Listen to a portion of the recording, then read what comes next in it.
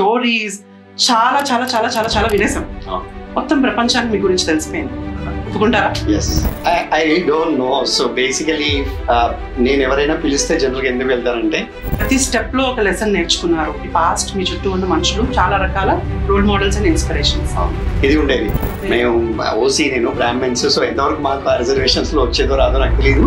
ఒక news paper boy లాగా start చేశాను. సో స్వాతి వీక్లీ మ్యాగజైన్ ఏకైక బంగారు నగ మార్గేజ్ చేసి ఒక పొదుగు పెట్టి డబ్బులు తెచ్చి ఇస్తే, తెలంగాణలో పుట్టడమే నిజాములుగా బతుకుతాము, ఇదే మైండ్ సెట్ తో ఉంటాము మేమంతరం అని. ఇక్కడ కూడా నేను అటెండర్ అని, క్లాస్ 4 ఎంప్లాయీ అని చెప్పుకోవడం సింపుల్ లేదు. వేదవేషాలని వేసేవాళ్ళం. అప్పటి నుంచి కూడా చాలా డామినెంట్, చాలా పవర్ఫుల్, అధికారికంగా ఉండడం ఇష్టము. మీరు 90s అంటే గుర్తొచ్చిందంటే మీరు టెక్నాలజీకి ముందున్నారు, అవును, టెక్నాలజీకి తర్వాత ఉన్నారు. మనుషులు కూడా మారిపోయారు.